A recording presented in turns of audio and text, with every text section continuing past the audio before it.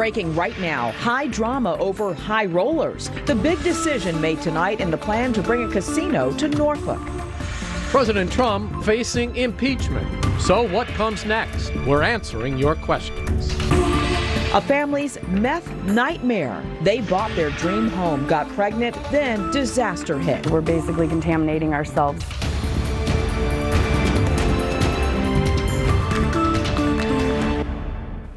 Those stories in a moment, but first a big update in the investigation of the tragedy in Virginia Beach. The man did go over the edge. What made him want to shoot in there? Victims' families still aren't satisfied. They say there are still too many pieces missing from this puzzle.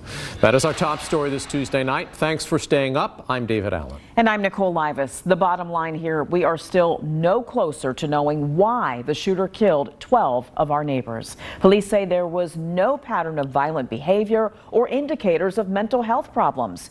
No note was found, no plan left behind. We did learn after his divorce in 2017, his family said he was isolated, paranoid, and uncomfortable with people. All of this weighing heavy on the minds of the survivors and the victims' families. Evan Watson starts us off tonight.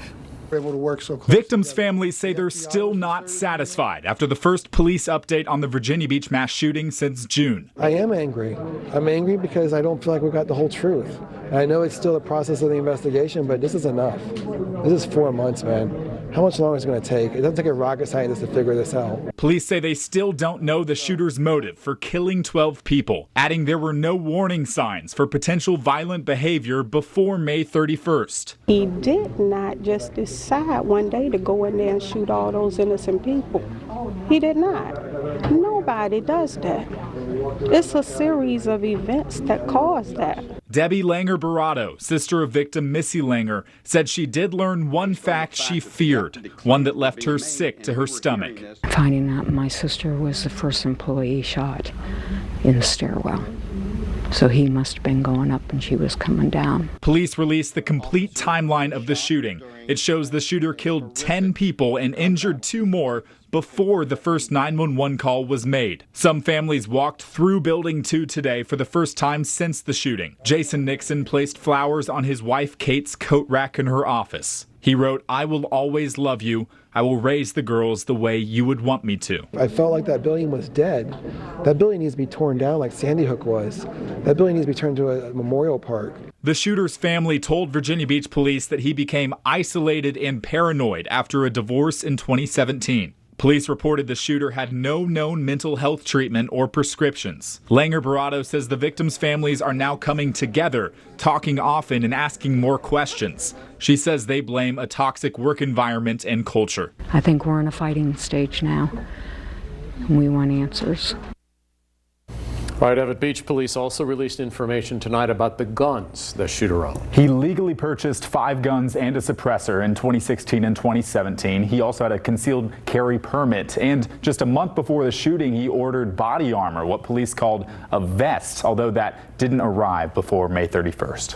And the police department, their investigation still ongoing? That is still going on. They said it could take another 6 to 9 months tonight. So many unanswered questions still.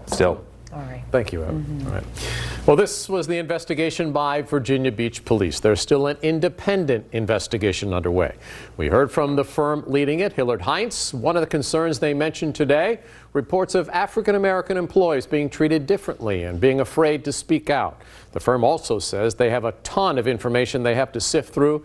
They're also starting independent surveys, and because of that, they say their findings won't be revealed until November.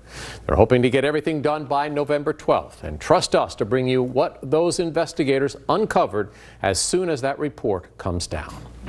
Breaking tonight, the decision is in. The plan to build a world-class casino resort in Norfolk will move forward. Chanu Her has been following this story since the beginning. Chanu, this came during a vote at City Hall tonight? Yeah, that's right, Nicole. It's a big step forward for the city and for the Pamunkey tribe to bring this casino to Norfolk right at the riverfront, right next to Harbor Park. Now, there was one lone vote against moving forward tonight. That came from Councilwoman Andrea McClellan. She says she wanted more than 2 weeks for people who live in the city to be able to ask questions and also learn more about the project before voting to move forward tonight, but the rest of City Council decided otherwise, and they voted to move it forward, approving the land sale and intergovernmental agreement with the tribe. There were speakers tonight who fully supported the casino, but you bet there were a lot of people also who came out to voice their opinions against the casino. Our shared excitement for this resort and our common goal of making this a world-class tourist destination has given me great confidence that this partnership will be a winning combination. Our team has enjoyed working with city staff and council to bring forth an exciting plan that will benefit tribal members and also the citizens of Norfolk and surrounding communities. Can you tell how much it's going to cost for HRT to run bus service? Do you know how many new police officers it's going to take? Do you have those reports? Has anyone seen them? I don't think anyone has. I don't think they exist. I would have hoped that you would have done that beforehand, but it doesn't look like you have. So I would really hope you delay this. Otherwise, there is going to be a referendum petition. Now, this is a big step forward for the casino to come here to Norfolk, like I mentioned. So again, this is just a part of the process. But in a previously released plan last week or 2 weeks ago, it was revealed that the land will be sold to the tribe for about $10 million. Live in Norfolk, Chinu Hurt, 13 News Now. Chinu, thank you. This should give you an idea of how big this casino could be. Rosie's Gaming Emporium has just 700 machines. If built, Norfolk's casino could have as many as 4,500. That's more than the sprawling MGM National Harbor Resort outside of D.C. Let's get to three big stories we are following tonight. The Navy says 3 sailors assigned to the USS George H.W. Bush lost their lives to suicide last week. The Navy says they all appear to be unrelated, separate incidents. Over the past 2 years, a total of 5 sailors assigned to the carrier died by suicide. Within the past few hours, we learned a man and woman were found dead inside a home in Hampton. Police made the discovery on Falcon Creek Way while doing a welfare check. Detectives are calling this a death investigation and said they are not looking for any suspects right now. And electric school buses could hit the streets of Virginia as soon as next year. Schools can apply for up to $20 million in grants to get their plug-in fleet started. The irony in all of this? The money is from the state's settlement with Volkswagen over their dirty diesels. Now to a story we've been following since you left work. The drama on Capitol Hill is just getting started. The House is moving to impeach President Trump. Impeachment has only come up a few times in our country's history. Democrats resisted for a while, and now things have changed. House Speaker Nancy Pelosi says President Trump betrayed his oath of office.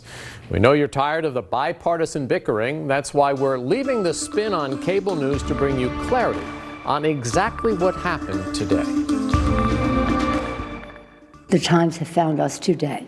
I'm announcing the House of Representatives moving forward with an official impeachment inquiry. The House Speaker's decision comes just days after the president acknowledged he asked the president of Ukraine to investigate his political rival Joe Biden and his son Hunter. Today, the president admitted that days before the conversation, he ordered his chief of staff to halt nearly $400 million in foreign aid to Ukraine. He insists holding that money was not an attempt to pressure the Ukrainian president. And there was never any quid pro quo. But the president has offered shifting reasons for why he stopped those payments. Just 24 hours ago, he said he withheld the money because he wanted to get Ukraine to address corruption. Why would you give money to a country that you think is corrupt? But today he said he withheld those hundreds of millions for a different reason. I want other countries to put up money. I think it's unfair that we put up the money. Then people called me, they said, oh, let it go, and I let it go. But we paid the money. The money was paid. Right now, there is no evidence Joe Biden or his son acted improperly with regard to Ukraine. Today, the candidate fired back at President Trump. But if we allow a president to get away with shredding the United States Constitution, that will last forever. So, how does the impeachment process work? First, the House Judiciary Committee must hold an investigative inquiry. From there, they would send articles of impeachment or individual charges to the full House for a floor vote. If a simple majority, that's 50% plus 1 vote, passes the articles of impeachment, the president is considered impeached. The next step moves the process to the Senate for a formal trial. A 2/3 majority vote in the Senate on any charge would immediately remove the president from office. We'll stay on top of this story as it develops. A big day tomorrow. You can get updates anytime you want. They're only a few taps away on our new and improved 13 News Now app. We are back in a little more than 2 minutes. Stay with us.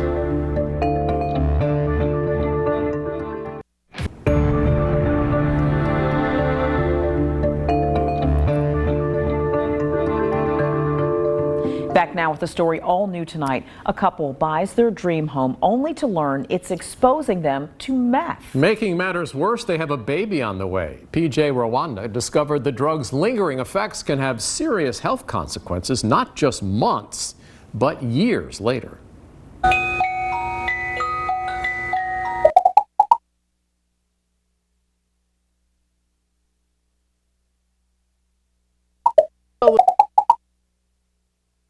Would not want my baby here because we could have a child here getting sick and not know why.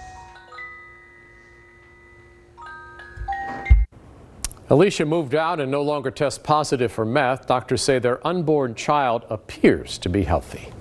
So how can you find out if you're living in a former meth lab? The DEA keeps a log of that data. It's called the National Clandestine Laboratory Register. We have a link in this story posted on 13newsnow.com. All right, we are tracking the tropics tonight. Right now, Tropical Storm Karen threatens Puerto Rico and the Virgin Islands. The track beyond that, well, gets just a little fuzzy. Back at home, fall hasn't settled in just yet. We're staying warm and dry through the rest of the week. Jeff. Right? I think so. We just did the weather. Exactly. So, yeah, we do have a lot to track, although most